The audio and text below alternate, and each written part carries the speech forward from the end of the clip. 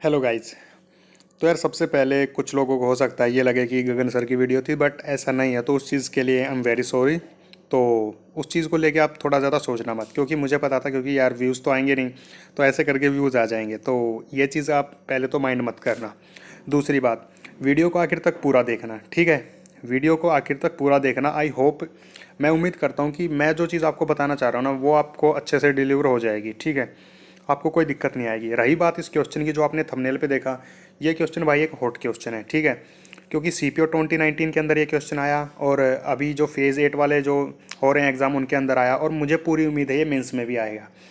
Basically इसका जो, अगर आपके पास बेस्ट सॉल्यूशन नहीं है ना, तो फिर ये क्वेश्चन आपको दिक्कत दे सकता है। तो इस वीडियो में मैं आपके साथ बेस्ट मेथड डिस्कस करूंगा, जो बहुत कम एजुकेटर्स फिलहाल पढ़ा रहे हैं। अलग अलग तरीके से पढ़ा रहे हैं, बट मैं जो इसका मेथड जानता हूँ, मुझे लगता है वो सबसे बेस्ट है, क्योंकि मैं इसके काफ़ी सारे मेथड्स देख चुका हूँ।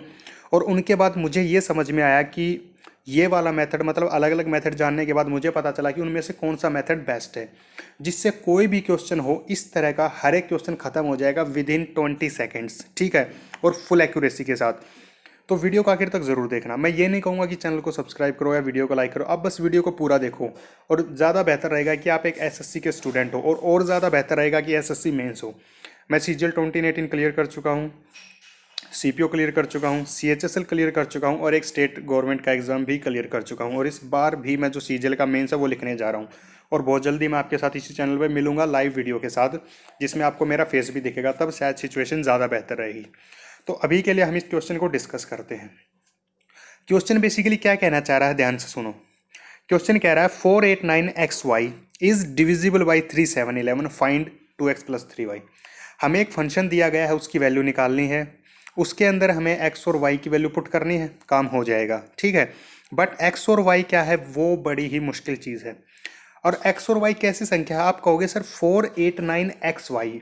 एक्स और वाई एक ऐसी वैल्यूज़ है, अगर आप वहाँ पे रख दोगे ना, तो वो जो संख्या बनेगी वो 3 से भी कटेगी, वो 7 से भी कटेगी, और 11 से भी कटेगी। ये बेसिकली क्वेश्चन है। तो बड़े ध्यान से सुनना, मैं इसका बेस्ट पॉसिबल मेथड डिस्कस करूंगा, जो आपके सबसे ज़्यादा आपको फ़ायदा देगा, ठीक है। तो चलिए सॉल्यूशन के बारे में बात करते हैं। सबसे पहले सॉल्यूशन शुरू करूं उससे पहले मैं आपको एक चीज़ बताना चाहता हूं। क्या आपने नंबर सिस्टम पढ़ा है? ज़रूर पढ़ा होगा। अगर आप एक बेहतर, एक सिंसियर एस स्टूडेंट हो तो आपने पढ़ा होगा। जब हम नंबर सिस्टम पढ़ते हैं ना, तो नंबर सिस्टम के अंदर एक कॉन्सेप्ट आता है, और उस कॉन्सेप्ट का नाम है कलेक्टिव डिविजिबिलिटी थ्योरम या कलेक्टिव डिविजिबिलिटी रूल, ठीक है। और वो रिजल्ट क्या कहता है, पहले वो रिजल्ट समझने की ज़रूरत है। और कलेक्टिव डिविजिबिलिटी रूल को मैं इस क्वेश्चन में इम्प्लीमेंट करूंगा और काम हो जाएगा। तो आप कहोगे सर कलेक्टिव डिविजिबिलिटी रूल क्या है? अब एक चीज़ और, मैं देखो, मैं रिकॉर्ड करके वीडियो बना रहा हूँ, मैं लिख नहीं रहा हूँ, तो मेरी आवाज़ काफ़ी ज़्यादा पोटेंशियल रखती है, तो आवाज़ पे फोकस रखना है आपको, और उसी से आपका एक क्वेश्चन खत्म हो जाएगा 20 सेकंड में। तो सुनो क्या है, मैं कह रहा हूँ कलेक्टिव डिविजिबिलिटी थ्योरम आपको पता होनी चाहिए। वो क्या है? कलेक्टिव डिविजिबिलिटी थ्योरम पता है क्या कहती है? सबसे पहली बात की वो लगती है किस पे है? वो लगती है 7, 11 और 13 के ऊपर। यानी कि कोई भी एक नंबर दे दिया आपको 5 या 6 डिजिट का, क्या कह रहा हूँ, कोई भी एक नंबर दे दिया आपको 5 या 6 डिजिट का, आप कहोगे जैसे कि सर ये दे दिया, मैं कहूँगा हाँ बिल्कुल, एक ऐसा नंबर दे दिया। और मुझसे किसी ने पूछ लिया कि क्या ये नंबर 7, 11 और 13 से कट रहा है, मैं ये कहूँगा कि तू कलेक्टिव डिविजिबिलिटी थ्योरम लगा के देख ले। वो कहेगा ये क्या होती है? मैं कहूँगा कोई भी नंबर 5 या 6 डिजिट का है, और हमें ये पता करना है कि वो 7, 11 और 13 से कटेगा या नहीं कटेगा, तो उसके लिए क्या करना होता है, नंबर के पीछे से शुरू करते हैं। पीछे से मतलब जहाँ पे ये वाई लिखा है, ठीक है। और 3 3 के पेयर बनाएंगे। क्या करेंगे? 3 3 के पेयर बनाएंगे। आप कहोगे सर पहला पेयर तो बन गया 9xy, मैं कहूँगा हाँ बन गया, पहला पेयर 9xy बन गया। आगे क्या बना? आप कहोगे सर आगे 3 डिजिट का पेयर बना ही नहीं, मैं कहूँगा अगर नहीं बना तो आगे एक 0 चिपका के और 0 4 8 एक 3 डिजिट का पेयर बना लो। और 3 3 के पेयर बना के उनका डिफरेंस लेना है आपको। क्या करना है? डिफरेंस लेना है। तो आप कहोगे कि सर इस हिसाब से तो फिर ये एक पेयर आ गया 9xy और एक अगला पेयर आ गया 48, हाँ या ना, और मैंने ये ले दिया डिफरेंस। आप कहोगे हाँ।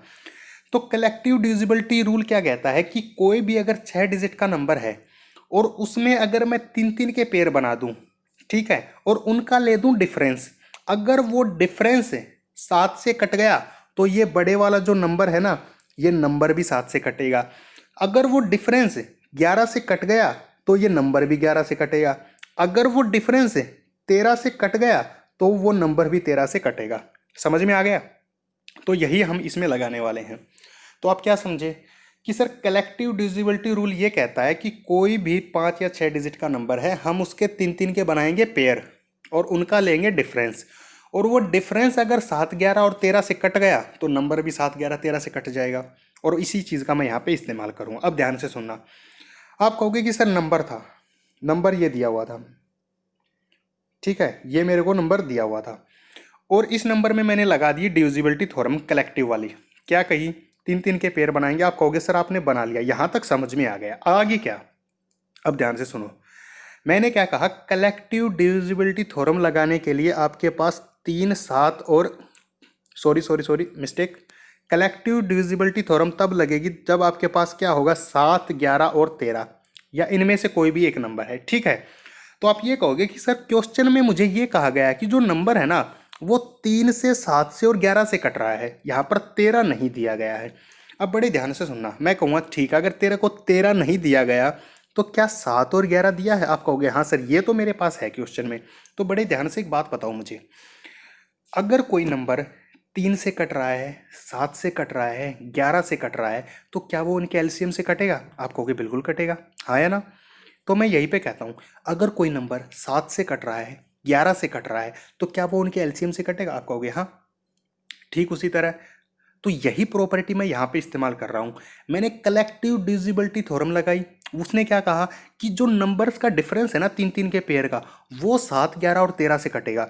आप कहोगे ये लिख दिया डिफरेंस, और फिर उसका अपोजिट क्या था? अपोजिट ये था कि वो संख्या किससे कटनी चाहिए? 7 11 और 13 से। तो अब मैं यही देखूंगा कि मुझे दिया क्या गया है। आप कहोगे सर आपको 13 तो दिया नहीं गया, तो 13 को भूल जाओ। क्या मुझे 7 11, थ्योरम की कंडीशन ही यही है, थ्योरम के अंदर 3 चीजें आती हैं, 7 11 और 13, ठीक है। अगर मेरे पास ये है तो मेरा काम और आसान हो जाएगा, या इनमें से कोई एक या कोई दो। तो आप कहोगे इनमें से आपके पास क्या है? आप कहोगे सर 7 11 तो मेरे को दे रखा है ना, तो मैं इसका इस्तेमाल कर लूंगा। समझ में आई? तो इस्तेमाल कैसे करना है? आप ये कहोगे कि सर कलेक्टिव डिविजिबिलिटी थ्योरम जैसे ही लगाई, 3 3 के पेयर बनाए, डिफरेंस ले दिया, और कलेक्टिव डिविजिबिलिटी थ्योरम ये कहती है कि जो डिफरेंस है ना वो 7 11 13 से कटेगा। अगर 7 और 11 से कटेगा तो इसका मतलब वो 77 से भी कटेगा, क्योंकि मुझे जो दिया है मैं उसी का इस्तेमाल करूंगा। मुझे 13 नहीं दिया गया तो मैं 13 को भूल जाता हूँ, ठीक है। मुझे 13 दिया ही नहीं गया तो मैं 13 को भूल जाता हूँ। पर दिया क्या गया? आप कहोगे सर 7 और 11 तो है ना, तो 7 11 का इस्तेमाल करो, ठीक है। 7 और 11 का इस्तेमाल करो। जैसे ही मैंने इस्तेमाल किया, अगर वो संख्या 7 और 11 से कट रही है, इसका मतलब वो संख्या 77 से भी कटेगी। और कलेक्टिव डिविजिबिलिटी रूल कहता है कि वो संख्या कटेगी तो उनके 3 3 डिजिट का डिफरेंस भी कटेगा। इसी को उल्टा बोल लो कि अगर डिफरेंस कटेगा तो संख्या भी कटेगी, हाँ है ना? खत्म क्वेश्चन। अब देखो किया क्या। आप कहोगे सर आपने डिफरेंस बना लिया, सिंपल, 9xy माइनस 48, ये डिफरेंस है, ये किससे कटेगा? 7 11 और 13 से। मुझे क्वेश्चन में दिया गया है कि 7 और 11 ही है, आप 7 11 का इस्तेमाल कर सकते हो। मैं कहूँगा अगर 7 और 11 से कटेंगे तो 77 से कटेंगे। अगर 77 से कटेगा ना तो इसका मतलब 77 का कोई ना कोई फैक्टर होगा। आप कहोगे हाँ, 77 के पहाड़े पे कहीं ना कहीं पे जाएगा। मैं कहूँगा हाँ, तो वो किसके इक्वल हो गया? 77 इंटू 77 का कोई मल्टीपल। आप कहोगे हाँ।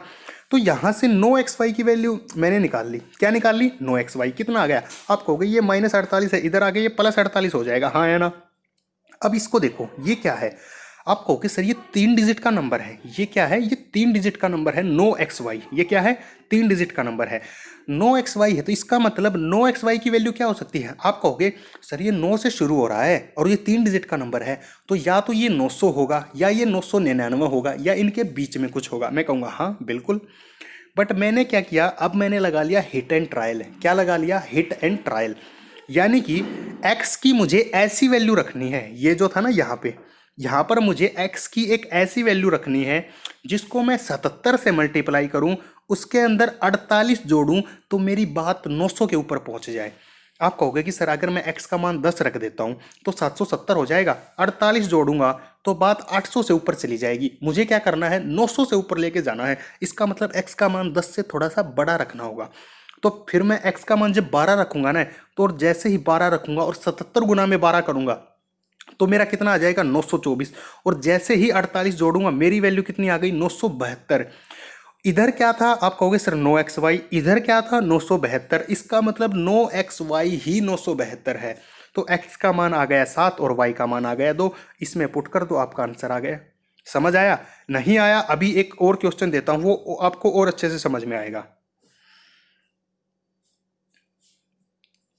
ये देखो क्या कह रहा है कि ये नंबर है 542xy, ये डिविजिबल है इससे, और हमें ये बताना है। आप कहोगे सिंपल है, हमें समझ में आ गया कि कलेक्टिव डिविजिबिलिटी रूल लगाना है, 3 के पेयर बनाने हैं, डिफरेंस लेना है, और ये देख लेंगे किससे काटना है। आप कहोगे सर 2xy आ गया और 2xy माइनस 54, आप कहोगे हाँ ये किससे कटेगा।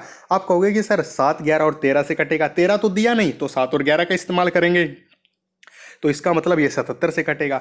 अगर 77 से कटेगा तो 77 का कोई फैक्टर होगा, और 77 का कोई फैक्टर होगा तो हमें हिट एंड ट्रायल से चेक करना पड़ेगा।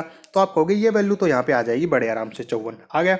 तो अब यहाँ पे आ गया, तो x का मान क्या रखूँ। आप ये कहोगे सर मैं इसको देखता हूँ, ये 2xy है, ये 2xy है, बात 200 से ऊपर जा रही है, तो 200 से लेके 299 तक कुछ भी हो सकता है। तो आप कहोगे कि सर यहाँ पर x का मान 2 पॉसिबल हो सकता है और 3 भी पॉसिबल हो सकता है, 2 पॉसिबल हो सकता है और 3 भी पॉसिबल हो सकता है। कैसे? आप कहोगे सर 2 रखना, मैं कहूँगा देख जैसे ही तू 2 रखेगा ना, 77 इंटू 2 154 हो जाएगा, और 54 ये जोड़ना था तो 208 हो गई। क्या इनकी शक्ल कंपेरेबल है? 2xy और 208। आप कहोगे हाँ, तो x का मान आ गया 0 और y का मान आ गया 8। आप कहोगे सेटिस्फाई कर जाएगा, और हो सकता है आपको आपका आंसर मिल जाए। बट पॉसिबिलिटी है कि यार, जैसे कि आजकल वो सवाल आ रहे हैं ना डिविजिबिलिटी के ऊपर कि 72 से कट रहा है तो हम 9 से चेक करते हैं, 8 से चेक करते हैं, तो वहाँ पर मल्टीपल वैल्यूज पॉसिबल हो जाती हैं, तो हमें वो भी ध्यान में रखना है। ठीक है, तो जैसे ही आप कहोगे कि सर जब मैंने 2 रखा ना तो मैचिंग नहीं हुआ और आंसर भी सेटिस्फाई नहीं करेगा, हालांकि क्वेश्चन बिल्कुल ठीक है, 2 के ऊपर एक अलग क्वेश्चन बन जाएगा, बिल्कुल ठीक है, कोई गलती नहीं है, बट एग्जामिनर ने 2 माना ही नहीं। ठीक है, एग्जामिनर तो कोई एक वैल्यू लेगा, एग्जामिनर तो कोई एक वैल्यू लेगा, तो x इज इक्वल टू 3 पे क्या होगा। आप कहोगे कि सर यहाँ पे 3 रख देते हैं, जैसे ही 3 रखा कितना हो जाएगा। आप कहोगे सर 3 से मल्टीप्लाई करेंगे और 54 जोड़ देंगे तो कितना आ गया। आप कहोगे सर 285 आ गया। 2xy और 285 क्या इनकी शक्ल कंपेरेबल है। आप कहोगे हाँ, x का मान आ गया 8 और y का मान आ गया 5, और अब उसने जो भी पूछा है इसमें पुट कर दो। जैसे ही आप इसमें पुट करोगे यहाँ से सेटिस्फाई कर देगा और आंसर आ जाएगा। कुल मिला के मेरा मोटिव यही था, आपको ये क्वेश्चन समझाना, कलेक्टिव डिविजिबिलिटी रूल समझाना। डिफरेंस लो 3 डिजिट का, घटाओ और 77 का कोई मल्टीपल मान लो। ठीक है, और काम खत्म। और आई होप आपको समझ में आ गया होगा। कोई क्यूरी हो तो यार कमेंट में पूछ लेना। ठीक है, अब कुछ लोगों को डाउट रहेगा कि यार ये 3 का क्या चक्कर है। मैं कहूँगा ध्यान से सुनो, क्वेश्चन हमेशा एक ओरिएंटेशन पे बनते हैं, ऐसे ही नहीं है रैंडमली कुछ भी दे देगा। आप कहोगे सारा आपने 3 का यूज ही नहीं किया। मैं कहूँगा मुझे ज़रूरत ही नहीं है, मुझे ज़रूरत ही नहीं है, क्योंकि मैंने जो क्वेश्चन सेट किया है वो 3 से ही कटेगा। ठीक है, आप चेक कर सकते हो, वो 3 से ऑटोमेटिक कटेगा, क्योंकि मैंने कलेक्टिव डिविजिबिलिटी रूल लगाया, मैंने उस क्वेश्चन को छोटा बना लिया। और आप कहोगे कि सर 3 का क्या यूज़ है। मैं कहूँगा यूज़ होगा, पर मैं यूज़ कर ही नहीं रहा, क्योंकि अगर क्वेश्चन बनाया है तो क्वेश्चन ठीक बनेगा, और ठीक बनेगा तो जैसे मैं सोच रहा हूँ वैसे भी निकलेगा। और अगर आप 3 का इस्तेमाल करोगे तो भी निकलेगा, अगर नहीं निकल रहा है तो क्वेश्चन ही गलत है। ठीक है, क्योंकि मैथ की प्रॉपर्टी सारी आपस में एक दूसरी जगह लिंक करती हैं। बात आ रही समझ में? हर जगह लिंक करती है। ऐसा तो नहीं है कि एक जगह वो 3 से कटेगा और दूसरी जगह वो दूसरी प्रॉपर्टी को फॉलो नहीं करेगा। कोई भी नंबर होगा, अगर वो प्रॉपर्टी फॉलो कर रहा है तो वो सारी फॉलो करेगा जो एग्जामिनर दे रहा है। ठीक है, और अगर हम एक प्रॉपर्टी सेटिस्फाई करा देते हैं तो दूसरी अपने आप नंबर अपने आप ऐसा आ जाएगा कि जो कटेगा। अगर नहीं आ रहा है तो वो क्वेश्चन गलत है। ठीक है, अब आपको समझ में आ गया। कोई डाउट हो तो कमेंट में पूछ लो। और अब अगर वीडियो पसंद आ गई हो तो कर देना सब्सक्राइब, थोड़ी हेल्प हो जाएगी। और बहुत जल्दी और भी काफ़ी ज़्यादा, मतलब जितने भी अभी जो अच्छे अच्छे क्वेश्चन आ रहे हैं ना, CHSL में आपने देखा होगा, CGL में भी काफ़ी हार्ड, तो उन सब के बेस्ट सॉल्यूशन, क्योंकि आपको बहुत कुछ आता है, मुझे पता है, आपने प्रीवियस ईयर पढ़ रखा, आपने क्लास पढ़ रखी है, इतना काफ़ी है। और जो नए नए क्वेश्चन आ रहे हैं ना, उनका बेहतरीन डिस्कशन हम यहाँ पे कर लेंगे, तो उससे आपको काफ़ी ज़्यादा फायदा हो जाएगा। बस यही है। ठीक है, थैंक यू, मिलते हैं अगली वीडियो में। Bye bye.